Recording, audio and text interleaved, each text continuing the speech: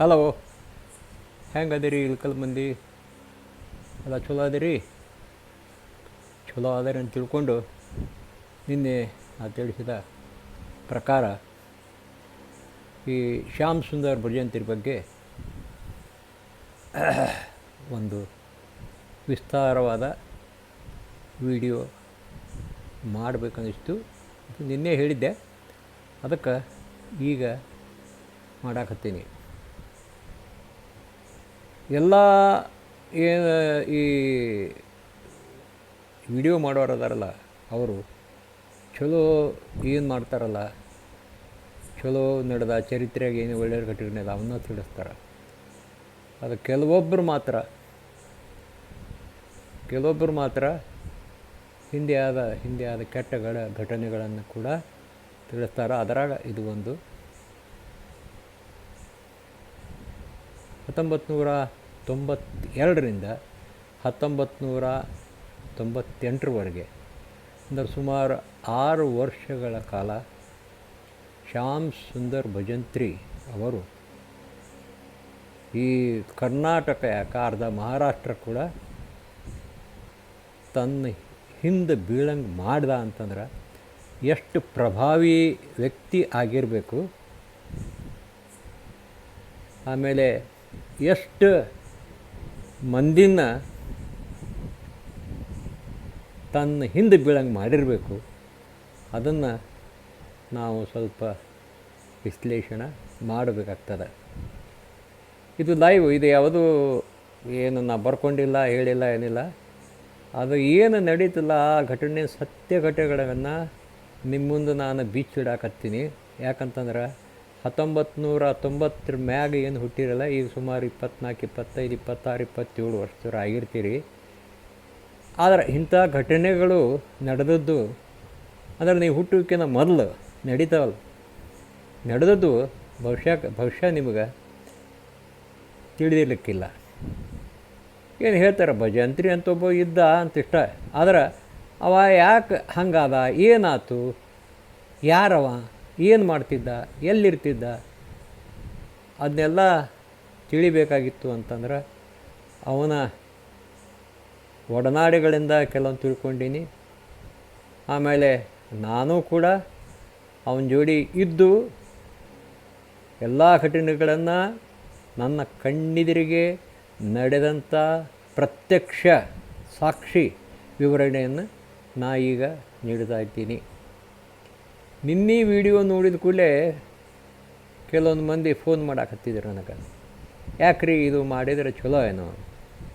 ನಾ ಹೇಳಿದೆ, ಇಲ್ಲಪ್ಪ, ಈಗಿನ ಪೀಳಿಗೆಗೆ ಇದು ಅವಶ್ಯ ಐತೆ, ಇಲ್ಕಲ್ಲಾಗಿ ಏನೇನು ನಡೆದೈತಿ ಅನ್ನೋದು ಬೇಕಲ್ಲ, ಅದಕ್ಕೆ ಮಾಡಾಕತ್ತೀನಿ ಅಂದೆ. ಅಂದಕೂಳೆ ಅವ್ರಿಗೆ ಗುರ್ತೈತೆ ನಾ ಏನು ಹೇಳಿದ್ರು ಕೇಳೋದಲ್ಲ ಅಂಥೇಳಿ, ಅದಕ್ಕೆ ಸುಮ್ಮನಾದರು. ಅದಕ್ಕೆ ನಾ ಈ ವಿಡಿಯೋದಾಗ ಏನು ಮಾಡ್ತೀನಿ ಅಂದ್ರೆ, ಯಾರ ಹೆಸರು ತೊಗೊಳೋದಿಲ್ಲ, ಆಮೇಲೆ ಯಾವ ಸಂಸ್ಥೆ ಹೆಸರು ಕೂಡ ನಾನು ಇಲ್ಲಿ ತಗೊಳಕೊಡೋದಿಲ್ಲ. ನಿಜವಾದ ಏನು ಘಟನೆಗಳು ನಡೆದು ಆವಾಗ ನಾ ಏನು ಪ್ರತ್ಯಕ್ಷವಾಗಿ ಕಂಡೀನಿ ಅದನ್ನು ಮಾತ್ರ ನಾನು ಇಲ್ಲೇ ಸವಿಸ್ತಾರವಾಗಿ ನಿಮ್ಮ ಕಣ್ಣೆದುರಿಗೆ ಇಡಾಕತ್ತೀನಿ. ಹೌದಾ? ಶ್ಯಾಮ್ ಸುಂದರ್ ಭಜಂತ್ರಿ ಇವರು ಸುಮಾರು 92ರಾಗ ಇಲ್ಕಲ್ ಪ್ರವೇಶ ಮಾಡಿದರು. ಇಲ್ಕಲ್ ಪ್ರವೇಶ ಮಾಡಿ ಅವರು ಒಂದು ಶಾಲ್ಯಾಗ ಕ್ಲಾರ್ಕ್ ಆಗಿದ್ದರು. ಕ್ಲಾರ್ಕ್ ಆಗಿ ಅವರು ಪ್ರಪ್ರಥಮವಾಗಿ ಈ ಚಲೋ ಮಾಡೋದಕ್ಕಿಂತ ನನ್ನ ಕಡೆ ಬಂದು ಇಲ್ಲ, ನಾನು ಶೇರ್ ಬಿಸ್ನೆಸ್ನಾಗ ದುಡ್ಡು ಹಾಕ್ತೀನಿ ರೀ, ಆ ದುಡ್ಡನ್ನು ನಿಮಗೆ 2 ತಿಂಗಳಿಗೆ ಡಬಲ್ ಕೊಡ್ತೀನಿ. ಅಂದ್ರೆ ಈಗ ಇವತ್ತು ನೀವು ನನಗೆ 100 ರೂಪಾಯಿ ಕೊಟ್ಟಿರಿ ಅಂತಂದ್ರೆ ನಾನು ನಿಮಗೆ 2 ತಿಂಗಳ ಮ್ಯಾಗ 200 ರೂಪಾಯಿ ಕೊಡ್ತೀನಿ ಅಂತಂದರು. ಒಮ್ಮೆಲೆ ನಂಬೋಕ್ಕಾಗತ್ತಲ್ಲ ರೀ, ಹೆಂಗೆ ನಂಬ್ತೀರಿ? ಯಾರೋ ಬಂದು ನಿಮಗೆ ಈ ಸದ್ಯ ಕೊಡ್ರಿ, ನಿಮಗೆ ಸಹ ಡಬಲ್ ಮಾಡಿಕೊಡ್ತೀವಿ, ಈ ಸದ್ಯ ಕೊಡ್ರಿ ನಿಮ್ಗೆ 4 ಪಟ್ಟು ಮಾಡಿಕೊಡ್ತೀವಿ, 5 ಪಟ್ಟು ಮಾಡಿಕೊಡ್ತೀವಿ ಅಂದರೆ ನಂಬೋಕ್ಕಾಗುತ್ತೇನು ರೀ? ನಾನು ಕೂಡ ನಂಬಲಿಲ್ಲ ಅವಾಗ, ನಂಬಲಿಲ್ಲ. ಆಮೇಲೆ ನಾನು ಅವರಿಗೆ ದುಡ್ಡು ಸಹಿತ ಕೊಡಲಿಲ್ಲ. ಆಮೇಲೆ ಭಜಂತ್ರಿದು ನಡೀತು. ನಡೆದ ಮ್ಯಾಗ ಅವ 2 ತಿಂಗಳಿಗೆ ದುಡ್ಡು ಕೊಡೋದು ಖರೆ, ಹೌದಾ? ಅದನ್ನು ಹೆಂಗೆ ಕೊಡ್ತಿದ್ದ, ಎಲ್ಲಿದ್ದ ತೊಗೊಂಬರ್ತಿದ್ದ, ಏನು ಮಾಡ್ತಿದ್ದ ಅನ್ನೋದು ನಿಮಗೆ ಬಹುಶಃ ಮುಂಬರುವ ಏನು ವಿಡಿಯೋಗಳದಾವಲ್ಲ ಅದರಾಗ ಸವಿಸ್ತಾರವಾದ ವಿವರಣೆಯನ್ನು ನಾನು ಕೊಡ್ತೀನಿ, ಹೌದಾ? ಆವಾಗ ಏನು ವ್ಯಕ್ತಿಗಳು ಬಂದ, ಕೆಲವು ಮುಂಬೈ ವ್ಯಕ್ತಿಗಳು, ಕೆಲವೊಬ್ಬರು ಮಹಾರಾಷ್ಟ್ರದಿಂದ ಬಂದಂಥ ವ್ಯಕ್ತಿಗಳು, ಕೆಲವೊಂದು ಎಲ್ಲ ನನಗೆ ಬೆಂಗಳೂರಿದ್ದ ಬಂದಂಥ ವ್ಯಕ್ತಿಗಳು ಏನು ನಡೆದಾವಲ್ಲ ಅವನ್ನು ನಿಮಗೆ ಸತ್ಯವಾದ ಘಟನೆಗಳನ್ನು ನಿಮ್ಮ ಕಣ್ಣೆದುರಿಗೆ ಇಡೋ ಪ್ರಯತ್ನ ನಾನು ಮಾಡ್ತೀನಿ. ನೋಡ್ರಿ, ಇಳಕಲ್ ಅಷ್ಟೇ ಅಲ್ಲ, ಈಗ ಆಗಿನ ಹುನಗುಂದ ಮತಕ್ಷೇತ್ರ ಮೊದಲು ಬಾಗಲಕೋಟೆ ಜಿಲ್ಲೆ ಆದಮೇಲೆ ಧಾರವಾಡ ಜಿಲ್ಲೆ, ಆಮೇಲೆ ಅರ್ಧ ಕರ್ನಾಟಕ, ಆಮೇಲೆ ಬೆಂಗಳೂರು ಸಹಿತ, ಮಹಾರಾಷ್ಟ್ರದಾಗ ಕೆಲವು ಮಂದಿ ಅದರಾಗ ಕೆಲವು ಮಂದಿ ಈ ಪೊಲೀಸ್ ಇಲಾಖೆಯಲ್ಲಿ ಇದ್ದವರು ಇದ್ದರು, ರಿಟೈರ್ ಆದ ಮಂದಿ, ಮತ್ತು ಕೆಲವೊಂದು ಫಿಲ್ಮ್ಲ್ಯಾಂಡ್ ಸಿನಿಮಾದ ಮಂದಿ ಸಹಿತ ಇದರಾಗ ಇನ್ವಾಲ್ವ್ ಆಗಿದ್ದರು. ಆಮೇಲೆ ಜನಸಾಮಾನ್ಯರು, ಇಳಕಲ್ಲಿನ ಜನಸಾಮಾನ್ಯರು ಮತ್ತು ಹುನಗುಂದ ತಾಲೂಕು ಬಾಗಲಕೋಟೆ ಜಿಲ್ಲೆ ಎಲ್ಲರೂ ಜನಸಾಮಾನ್ಯರು ಅಂದ್ರೆ ಕಾಯಿಪಲ್ಯ ಮಾರೋರಿಂದ ಹಿಡಿದು ದೊಡ್ಡ ಆಫೀಸರ್ಗಳು, ಆಮೇಲೆ ಒಳ್ಳೆಯ ನೌಕರಿಯಲ್ಲಿದ್ದವರು, ಆಮೇಲೆ ಒಳ್ಳೆಯ ವ್ಯಾಪಾರಸ್ಥರು, ಶ್ರೀಮಂತರು ಕೂಡ ಡಬಲಿಂಗ್ ಹಣಕ್ಕೆ ದುಡ್ಡು ಹಾಕಿ, ಮತ್ತು ಕೆಲವೊಂದು ಸ್ವಾಮಿಗಳು ಕೂಡ ಭಜಂತ್ರಿ ಕಡೆಗೆ ದುಡ್ಡು ಹಾಕಿದ್ರು. ಅಂದ್ರೆ ಮೊದಲಿಗೆ 2 ತಿಂಗಳು ಕೊಡ್ತಿದ್ದ, ಆಮೇಲೆ ರಶ್ ಹೆಚ್ಚಾತ ಅವನ ಕಡೆ. ರಶ್ ಹೆಚ್ಚಾದಮೇಲೆ ಅದನ್ನು 6 ತಿಂಗಳಿಗೆ ಡಬಲ್ ಕೊಡಾಕತ್ತಿದ. 6 ತಿಂಗಳಿಗೆ ಡಬಲ್ ಕೊಟ್ಟರೂ ಸಹಿತ ಅವನ ಕಡೆ ಮಂದಿ ಹೋಗೋದು ಬಿಡಲಿಲ್ಲ. ಅವನ ಕಡೆ ಹೆಚ್ಚಾಗತ್ತು, ಮಂದಿ ಬರೋದು ಹೆಚ್ಚಾಗತ್ತು. ಅವನು ಏನು ಮಾಡಾಕತ್ತಿದ, ಕರೆಕ್ಟ್ 6 ತಿಂಗಳಿಗೆ ಡಬಲ್ ರೊಕ್ಕ ಕೊಡ್ತಿದ್ದ.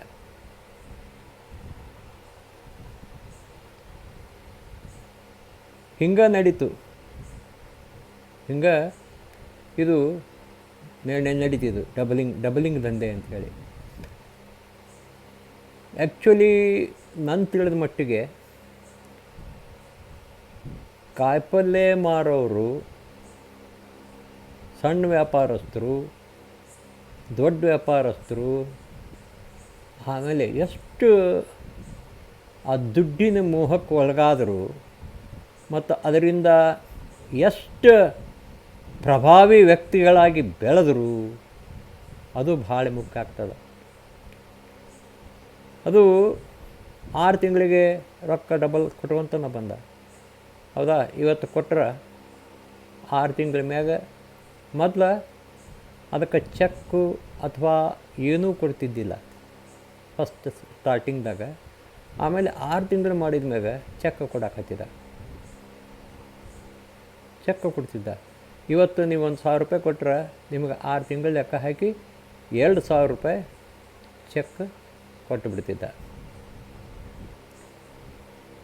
ಆಮೇಲೆ ಇದು ಹಿಂಗೆ ಮೊದಲು ಏನಾಯ್ತು, ಕೆಲವೊಂದು ಸಾಲಿಗಳಿಗೆ ಇದು ಬೆಳೀತು. ಅವನ್ನ ಶ್ಯಾಮ್ ಸುಂದರ ಭಜಂತ್ರಿನ ಗೆಸ್ಟ್ ಮಾಡಾಕತ್ತಿದ್ರು, ಅತಿಥಿ ಅಂತ ಕರೆಯೋದು, ಅವನು ಹೊಗಳಿದ ಮ್ಯಾಗ ಎಲ್ಲ ಮುಗಿದ ಮ್ಯಾಗ ಅವಾಗ ಲಕ್ಷಗಟ್ಟಲೆ ದುಡ್ಡು ಕೊಡೋದು ಅಂದ್ರೆ ಡಬ್ಲಿಂಗ್. ಅವ ಏನು ಮಾಡ್ತಿದ್ದ, ಭಾಷಣದಾಗ ಹೇಳಿಬಿಡ್ತಿದ್ದ, ಹೌದಾ, ಈಗ ಈ ಸಾಲಿಗೆ ನಾನು ಇಷ್ಟು ದೇಣಿಗೆಯನ್ನು ಕೊಡಕತ್ತೀನಿ ಅಂತೇಳಿ. ಅದು ಯಾವತ್ತೂ ಲಕ್ಷಕ್ಕಿಂತ ಕಡಿಮೆ ಇರ್ತಿದ್ದಿಲ್ಲ, ಲಕ್ಷಕ್ಕಿಂತ ಕಡಿಮೆ ಇರ್ತಿದ್ದಿಲ್ಲ. ಅದು ಅವ್ನು ಗುರ್ತಿತ್ತು.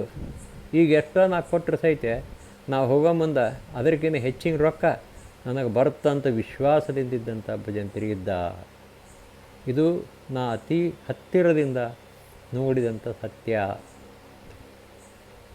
ಒಂದು ಸಾಲಿಗೆ ಇವತ್ತು 2 ಲಕ್ಷ ರೂಪಾಯಿ ದೇಣಿಗೆ ಕೊಟ್ಟ ಅಂತಂದ್ರೆ ಅವು ಹೋಗೋ ಮುಂದೆ ಅದಕ್ಕೆ ಮತ್ತೆ 2 ಲಕ್ಷ 3 ಲಕ್ಷ ಯಾಕೆ 5 4 ಲಕ್ಷ ಡಬ್ಲಿಂಗಕ್ಕೆ ಇಡ ಮಂದಿನ ಭಾಳ ಇತ್ತು. ಡಬ್ಲಿಂಗಕ್ಕೆ ಇಡ ಮಂದಿನ ಭಾಳ ಇತ್ತು. ಇಲ್ಲೇ ನಾ ಕಂಡು ಬಂದದ್ದೇನಂತಂದ್ರೆ ಇದು ಹಂಗೆ ವಿಸ್ತಾರ ಹಾಕ್ಕೊತ ಹೋತು. ಕಡೆಗೆ ಸಿನಿಮಾ ಮಂದಿ ಸಹಿತ ಇದರಾಗ ದುಡ್ಡು ಹಾಕಾಕತ್ತಿದ್ರು. ದುಡ್ಡು ಹಾಕಕತ್ತಿದ ಮೇಲೆ ಅವರು ಸಹಿತ ಕೆಲವೊಬ್ಬರು ಡಬಲಿಂಗ್ ತೊಗೊಂಡ್ರು. ಕೆಲವೊಂದು ಸ್ವಾಮಿಗಳು ಕೂಡ ಏನು ಮಾಡಿದರು, ದುಡ್ಡು ಡಬಲಿಂಗ್ ಇಟ್ಟರು, ಕೆಲವೊಬ್ಬರು ತಗೊಂಡ್ರು. ಮನುಷ್ಯಗೆ ಆಸೆ ಭಾಳ ಕೆಟ್ಟ ನೋಡ್ರಿ, ಭಾಳ ಕೆಟ್ಟ ಅಂದ್ರೆ ಅತಿಯಾಸೆ ದುಃಖಕ್ಕೆ ಮೂಲ ಅಂಥೇಳಿ ನಾಣ್ಣುಡಿ ಇದ್ದರೂ ಕೂಡ ಅದನ್ನು ನಾನು ಹಿಡ್ಕೊಂಡು ಯಾರೂ ಸಹಿತ ಅದು ಅನ್ವಯಿಸಲಿಲ್ಲ. ಆದರೂ ಇಷ್ಟೆಲ್ಲ ಆದರೂ ಹೌದಾ, ಇಷ್ಟೆಲ್ಲ ನನಗೆ ಗುರ್ತಿದ್ರು ನಾನು 1 ಪೈಸಾ ದುಡ್ಡು ಭಜಂತ್ರಿ ಕಡೆ ಹಾಕಿದ್ದಿಲ್ಲ. ಇದು ಎಲ್ಲಾದರೂ ಹೇಳ್ತೀನಿ. ಆದ್ರೆ ಕಡೆಗೆ ಲಾಸ್ಟಿಗೆ ಅದು ಒಂದು ಮುಖ್ಯವಾದ ಘಟನೆ ನಡೀತು. ನಡೆದ ಮೇಲಿಂದ ಆ ಘಟನೆನ ಒಂದು ಸವಿಸ್ತಾರವಾದ ಒಂದು ವಿಡಿಯೋ ಮಾಡಿ ಹಾಕ್ತೀನಿ. ಅಲ್ಲಿ ತನಕ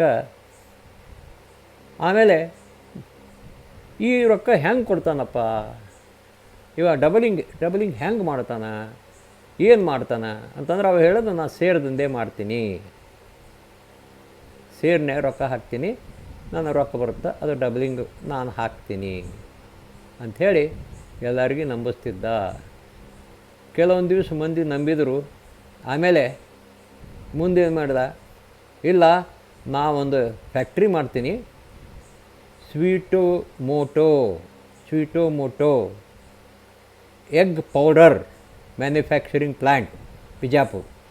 ಈ ವ್ಯಕ್ತಿ ಮೂಲತಃ ಬಿಜಾಪುರದಾಗ ನೀವು ಎಂಟರ್ ಆಗೋ ಮುಂದೆ ಆ ರೈಲ್ವೆ ಟ್ರ್ಯಾಕ್ ಬರ್ತಲ್ಲ, ಆ ರೈಲ್ವೆ ಟ್ರ್ಯಾಕ್ ಇಲ್ಕಲ್ಲಿದ್ದ ಎಂಟರ್ ಆಗೋಕ್ಕಿಂತ ಮೊದಲು ರೈಲ್ವೆ ಟ್ರ್ಯಾಕ್ ಬರ್ತಾ ಅದಕ್ಕಿಂತ ಸ್ವಲ್ಪ ಮೊದಲು ನೀವು ಬಿಜಾಪುರ ಕಡೆ ಹೊಂಟಿದ್ದ ಅಂದರೆ ಬಲಗಡೆಗೆ ಅವನದು ಮನೆ ಇತ್ತು.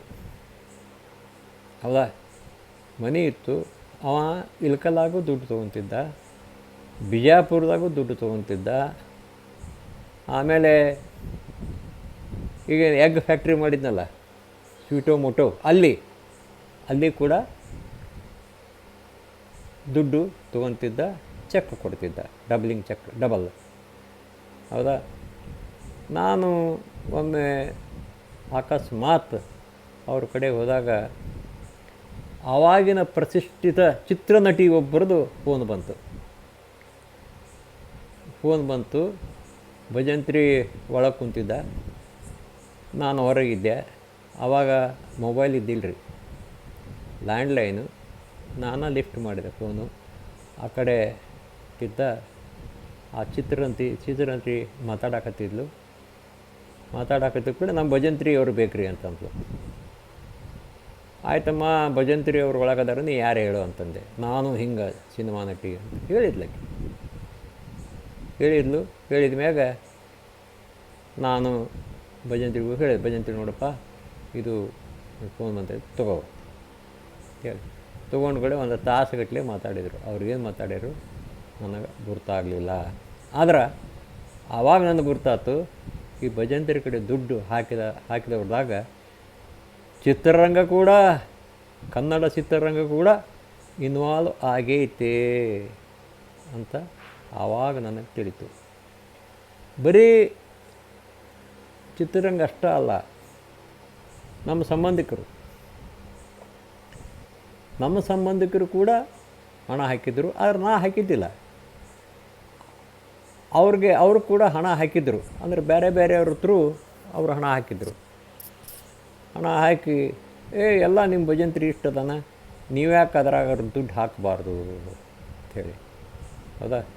ಆದರೆ ನಾನು ಒಟ್ಟು ದುಡ್ಡು ಮಾತ್ರ ಹಾಕಿದ್ದಿಲ್ಲ. ಒಮ್ಮೆ ಹಿಂಗೆ ನನಗೆ ಒಮ್ಮೆಲೆ ಭಜಂತ್ರಿ ಫೋನ್ ಮಾಡಿದರು. ಫೋನ್ ಮಾಡಿ, ಇಲ್ಲ ನೀವು ಬೆಂಗಳೂರಿಗೆ ಬರ್ರಿ ಅಂತ. ಎದಕ್ಕೆ ಹೇಳಂತಂದೆ. ಇಲ್ಲ ಬರ್ರಿ, ಬೆಂಗಳೂರಿಗೆ ಬರ್ರಿ. ಬೆಂಗಳೂರಿಗೆ ಹೋದ್ಮೇಲೆ ನಂದು ಶೀತಲ್ ಹೋಟೆಲ್ ಗುರ್ತೈತಲ್ಲ, ನಮ್ಮ ಅಪ್ಪರ ಕಾಲದಿಂದ ನಾವು ಇಳ್ಕೊಳೋದು ಶೀತಲ್ ಹೋಟೆಲ್, ಅಲ್ಲೇ ಇರೋದು. ಆದರೆ ಭಜಂತ್ರಿ ಇರೋದು ಯಾವುದಂತಂದ್ರೆ ರೇಸ್ ಕೋರ್ಸ್ ಎದುರಿಗೈತಲ್ಲ ಹೋಟೆಲ್, ಇದು ರೇಸ್ ಕೋರ್ಸ್, ಕುದುರೆ ಜೂಜಾರ ಅಂತ ರೇಸ್ ಕೋರ್ಸ್ ಐತಲ್ಲ, ಅದ್ರಿಗೆ ಇರೋಂಥ ಹೋಟೆಲ್ದಾಗ ಅಲ್ಲೇ ಇರ್ತಿದ್ರು ಭಜಂತ್ರಿ. ಆದ್ರೆ ನನಗೆ ಅಲ್ಲಿ ಹೋದ್ಮೇಲೆ ಫೋನ್ ಮಾಡಿದ ಮ್ಯಾಗ ನನಗೇನು ಹೇಳಿದರು ಅಂತಂದ್ರೆ, ನೀವು ಅಶೋಕ ಹೋಟೆಲ್ ಇಂಥ ರೂಮಿಗೆ ಬರ್ರಿ ಅಂತ ಹೇಳಿದರು. ಅಶೋಕ ಹೋಟೆಲಿಗೆ ನಾವು ಹೋದ್ಮೇಲೆ, ಇಲ್ಲ ನನಗೆ ಇಂಥವ್ರನ್ನ ನೀವು ಭೇಟಿ ಮಾಡಿಸ್ಬೇಕು. ನಾ ಮೊದಲ ನಿಮಗೆ ಹೇಳೀನಿ ಯಾರ ಹೆಸರು ತೊಗೊಂಡೋಗೋದಲ್ಲ ಅಂಥೇಳಿ. ಹೌದಾ? ಅದು ಅವರೊಬ್ಬರು ದೊಡ್ಡ ಕಂಪನಿ ಮಾಲಕರು, ಅವ್ರನ್ನ ಭೇಟಿ ಮಾಡಿಸ್ರಿ ಅಂತ ಅಂದರು. ಅದರಾಗ ಏನೈತ್ರಿ, ಭೇಟಿ ಮಾಡಿಸ್ತೀನಿ ಅಂಥೇಳಿ ಅವ್ರಿಗೆ ಫೋನ್ ಮಾಡಿದೆ. ಅವ್ರ ಅಪಾಯಿಂಟ್ಮೆಂಟ್ ತೊಗೊಂಡೆ. ಅವ್ರ ಅಪಾಯಿಂಟ್ಮೆಂಟ್ ತೊಗೊಂಡ್ಮ್ಯಾಗ ಇವ್ರಿಗೆ ಹೇಳಿದೆ, ಬರ್ರಿ ಹೋಗೋಣ ಅಂತ. ಆ ಟೈಮ್ ಹೋದ್ಮೇಲೆ ಸುಮಾರು ಒಂದು ತಾಸಿನ ತನಕ ಇವ್ರ ನಡುವೆ ಇಬ್ಬರು ಮಾತಾಡಿದ ಮ್ಯಾಗ ಅವರು ದೊಡ್ಡ ಕಂಪನಿ ಮಾಲಕರು ಹೇಳಿದರು, ಆಯ್ತು ರೀ ನೋಡೋಣ ಅಷ್ಟೇ ಹೇಳಿದರು ಅವರು, ಮತ್ತು ಏನೂ ಹೇಳಿಲ್ಲ. ಆಮೇಲೆ ಆ ಕಂಪನಿಯವರು ಈ ಭಜಂತ್ರಿ ಕಡೆ ಒಂದು ಪೈಸೆ ದುಡ್ಡನ್ನು ಹಾಕಲಿಲ್ಲ. ಆದರೆ ಅಲ್ಲಿ ಎಂಪ್ಲಾಯೀಸ್ ಏನದಾರಲ್ಲ ಅವರು ಹಾಕಿರ್ಬೋದು, ಆದರೆ ಅವರು ಮಾತ್ರ ಒಂದು ಪೈಸಾ ದುಡ್ಡನ್ನು ಕೂಡ ಹಾಕಲಿಲ್ಲ.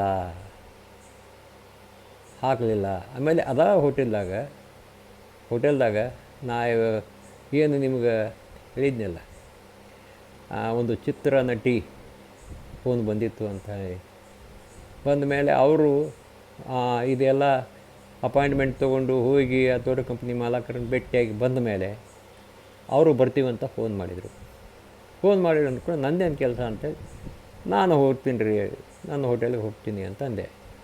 ಏನು ಸರ ನೀವು ಬರ್ರಿ ಇಲ್ಲೇ ಇರ್ರಿ, ನಮ್ಮ ಜೋಡಿನೇ ಇರ್ರಿ ಅಂತಂದೆ. ಬೇಡ ನಮ್ಮ ಹೋಟೆಲ್ ಐತೆ, ನಾ ಅಲ್ಲಿಗೆ ಹೋಗ್ತೀನಿ, ನಿಮ್ಮಲ್ಲೇ ನೀವು ಅದಿರಲ್ಲ ಇರ್ರಿ, ನಾನು ಇಲ್ಲಿ ಇರೋಂಗಿಲ್ಲ ಅಂದೆ ಹೇಳಿದೆ. ಹೇಳ್ತಾರೆ, ಇಲ್ಲ ಅವರು ನಟಿಯರು ಬರ್ತಾರ, ಅವರು ಮತ್ತು ಮಂದಿನ ಕರ್ಕೊಂಬರಾಕತ್ತಾರ, ಎಲ್ಲರೂ ಭೇಟಿ ಮಾಡಿಸ್ತೀನಿ ಇರ್ರಿ ಅಂತಂದರು. ಅಲ್ಲ ನಾ ತೊಗೊಂಡು ಏನು ಮಾಡಂದ್ರಿ ಅವ್ರನ್ನಂತಂದೆ. ನನಗೇನು ಆಗ್ಬೇಕಾಗಿತ್ತು ಅವ್ರ ಕಡೆಯಿಂದ? ಹೌದಾ? ನಾನು ಸಿನಿಮಾದಾಗ ಪಾರ್ಟ್ ಮಾಡೋನು ಅಲ್ಲ, ಸಿನಿಮಾದಾಗ ಹೋಗಿ ಹೆಸರು ಗಳಿಸ್ಬೇಕನ್ನೋನು ಅಲ್ಲ. ಹೌದಾ? ಮತ್ತು ನಾ ಯಾಕೆ ಅವ್ನ ಭೇಟಿ ಮಾಡಿ ಏನು ಮಾಡಂದ್ರಿ ನಾನು ತಂದೆ ಅಂದ್ಕೂಳೆ ಹೇಳಿದರು, ಇಲ್ಲ ನೀವು ಮರ್ಜಿರಿಪ್ಪ, ನೀವು ಹೋಗಿಬಿಡ್ರಿ ಅಂತ. ಆಮೇಲೆ ಮತ್ತು ನಾ ಅಲ್ಲಿದ್ದಾನೆ ಅವರು ಕಾರ್ ಕೊಟ್ಟು ಕಳಿಸ್ತೀವಿ ಅಂದರು ಸಹಿತ ಬ್ಯಾಡ್ರಿ ಅಂಥೇಳಿ ಒಂದು ಆಟೋ ರಿಕ್ಷಾದಾಗ ಮತ್ತು ನಾನು ಎಲ್ಲಿಗೆ ಬಂದೆ, ಮತ್ತು ನಾನು ಇದಕ್ಕೆ ಬಂದೆ, ಇಲ್ಲಿಗೆ ಹೋಟೆಲಿಗೆ ಬಂದೆ. ಬಂದ ಮೇಲೆ ನಾನು ಅವತ್ತು ರಾತ್ರಿ ನಾವು ಹೊಂಡಬೇಕಾಗಿತ್ತು. ಆದರೆ ಭಜಂತ್ರಿ ಏನು ಹೇಳ್ದ, ಇರ್ರಿ ಸರ, ನೀವು ಕಾರ್ನಾಗ ಹೋಗೋಣ ಅಂತಂದ.